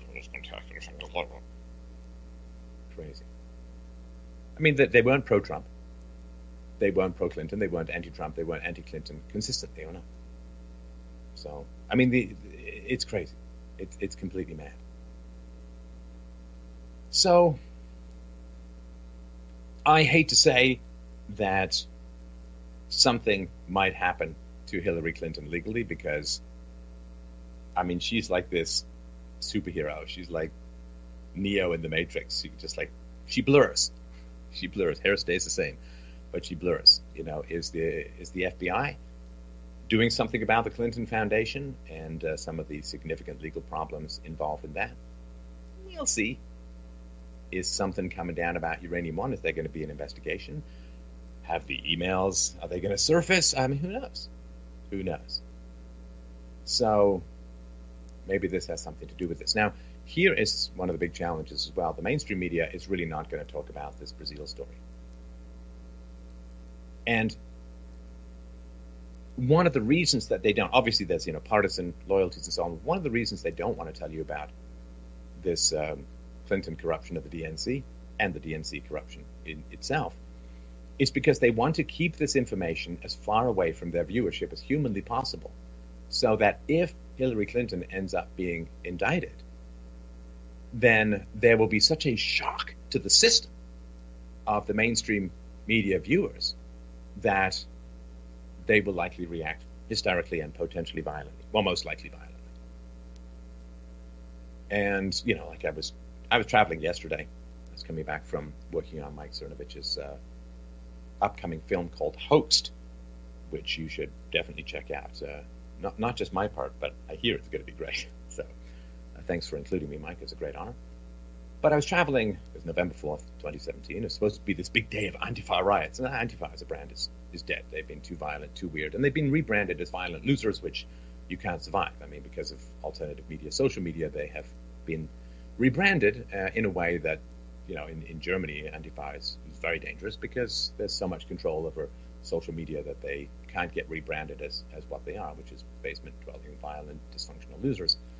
And so this violence that they want, that the more information is withheld from you, then if, it was Russia who hacked the election, and if Hillary Clinton won the popular vote, which I guess she did if you discount the illegals voting or other corruptions. But, of course, that's like saying I won the tennis game because I swung more. It's like that's not how you win the tennis game, winning the popular vote. Donald Trump wasn't trying to win the popular vote. He was trying to win the Electoral College vote because he's got a very high IQ, and that's how you win. I won the chess game because I moved my pawns more. No, that's not how you win the chess. Okay, we're going to stop it right there. Now, he covered a lot of stuff in this, but when you look at the breakdown of what the mainstream media is doing, the mainstream media has pushed the narrative that it's Trump and Russia, Trump and Russia, Trump and Russia. And they've tried to paint the Democratic Party as the people that are the victims. They're the victims of the hacking. They're the victims of fake news. They're the victims of, you can about name anything, and they're the victims of it. But what tends to come out as true? A lot of times, even though the media tries to ignore it or lie about it, we find out a lot of the shooting incidences were carried out by left-leaning people. Not all of them, and I'm not going to try to characterize as all these are political motive, but there's a lot of the shooters that are very left-leaning, and the mainstream media wants to ignore that part. But if it's a right-leaning person, they're going to be all over.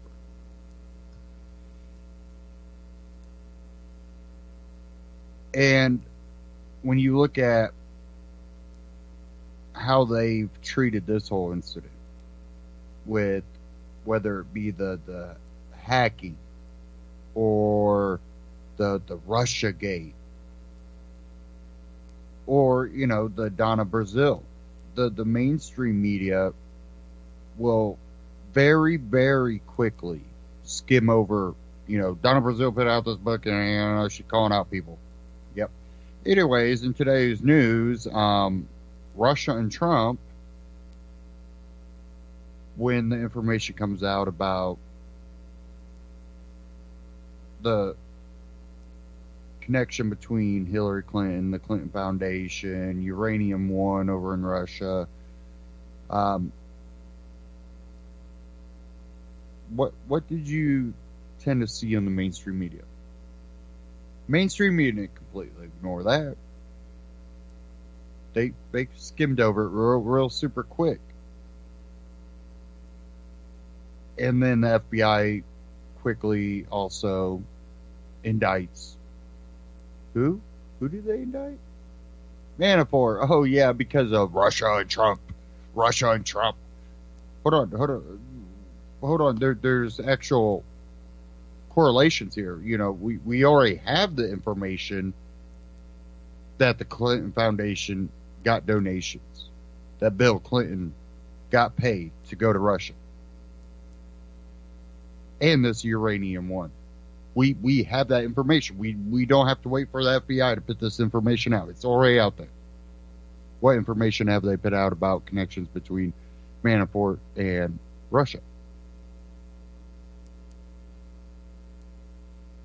Pretty silent out there. Wonder why? Oh, because a lot of people have looked into it, and they couldn't find the correlations. We can definitely find bad things about Manafort. We can definitely find bad things about certain people. We can assume. But assumptions led to a investigation that turned into indictment that has nothing to do with the intent of the investigation. Wow. Kind of like that correlation that Stefan was talking about with Facebook and Russian ads, a whole 400 of them out of, millions, and 100,000 out of billions.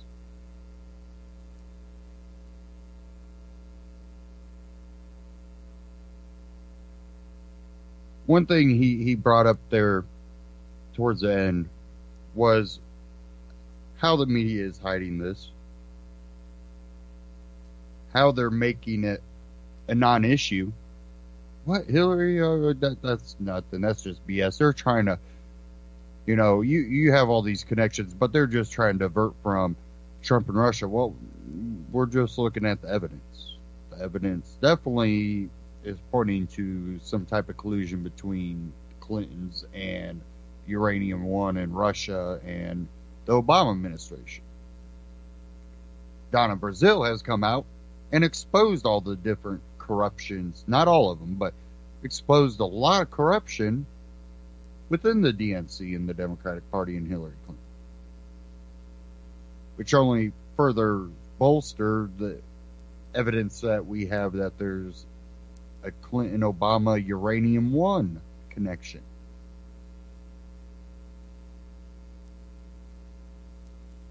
There's no special investigation.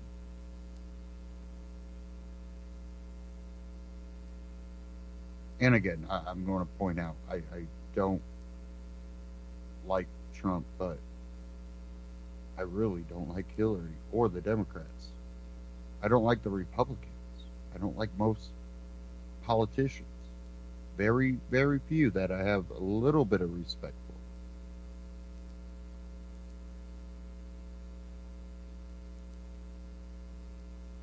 And one thing Stefan pointed out is how the mainstream is kind of glossing over this and how Democratic and Hillary supporters might act. I have an article. I want to cover it real quick before the end of the broadcast. And this is from Reason.com. The fragile generation, bad policy, and paranoid parenting are making kids too safe to succeed. They're also making them puppets.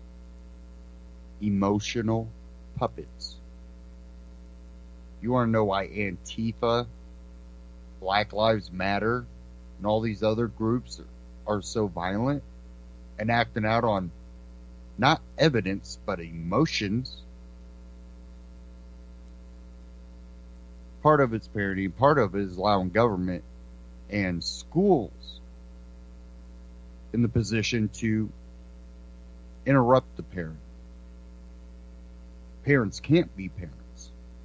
And then when they are parents, they feel they can't do anything because the school will interject or the government will interject. Call them bad parents.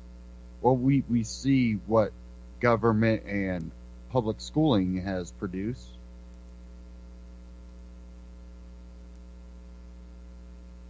Guess what? Government, public schools, teachers, principals, school boards, you're worse at it.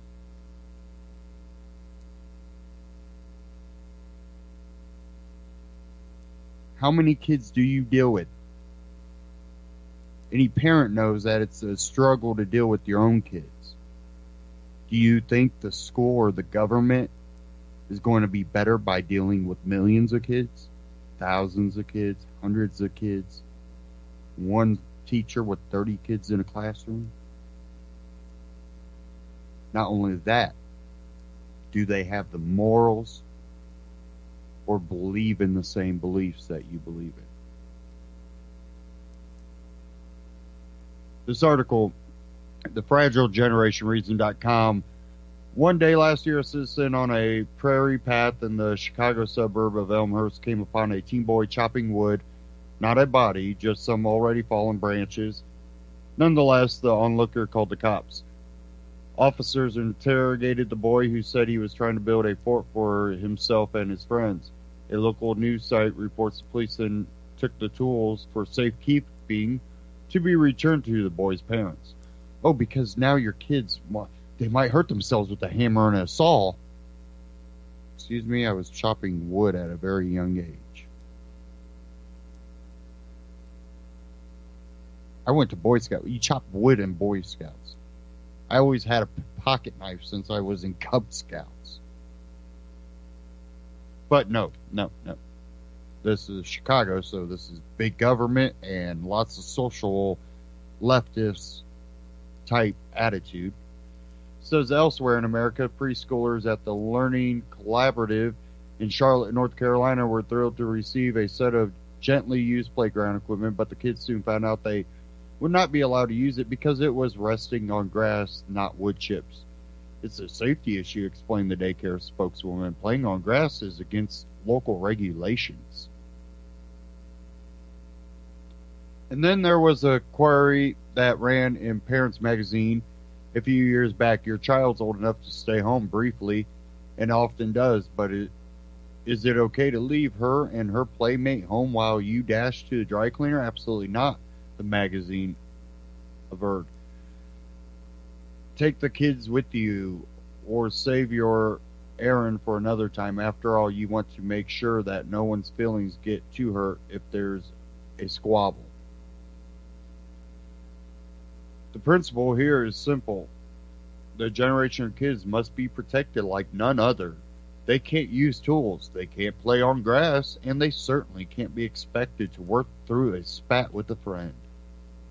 And this, it could be argued, is why we have safe spaces on college campuses and millennials missing adult milestones today. We told a generations of kids that they can never be too safe, and they believed us.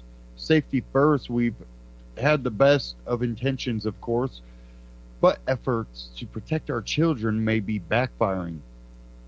When we raise kids unaccustomed to facing anything on their own, including risk, failure, and hurting feelings, our society and even our economy are threatened.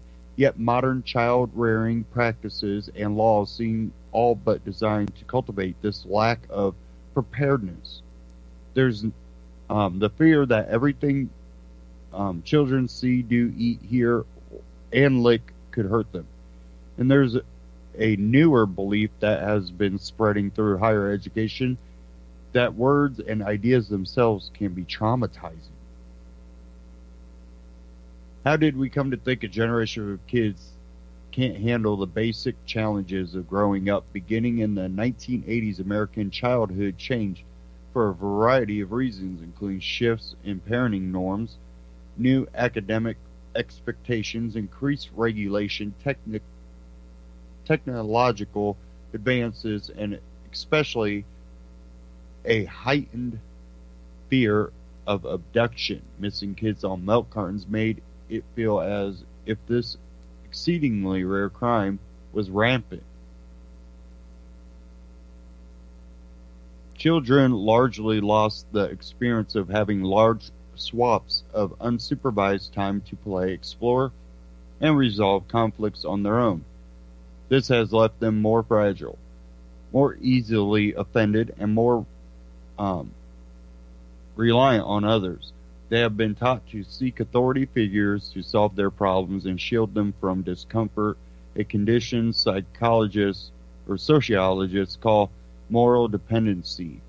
This poses a threat to the kind of open-mindedness and flexibility young people need to thrive at college and beyond. If they arrive at school or start careers unaccustomed to frustration and misunderstandings, we can expect them to be hypersensitive. And if they don't develop the resources to work through obstacles, molehills come to look like mountains. This magnification of danger and hurt is prevalent on campus today. It no longer matters what a person intended to say or how a reasonable listener would interpret a statement. What matters is whether an individual feels offended by it. And you can read the rest of the article. I really urge you to at reason.com. We are coming up on the end of the broadcast. But this, one thing that I have done on this show from the very beginning is to really push parents to be more involved with their kids when it comes to their education and their moral upbringing and their social upbringing. And I've really been a pusher for homeschooling. And there's still some good private schools, but a lot of the private schools are going more towards the setup that you see in public schools with a couple little added things. But there are still some. A lot of them are getting expensive. That's why homeschooling for most people would actually be better off. And people are like, well, both parents have to work. There's ways around it. There's things that you can do to make it possible. And I really urge people to push to do that, because it's not going to get better in the public schools. It's only going to get worse. And that has been proven as soon as most schools became public, when the federal government started dictating. We teach the kids less, baby them more. And now we're dealing with the effects of that. I even think my generation was, my generation for, and 10 years before that. I think these generations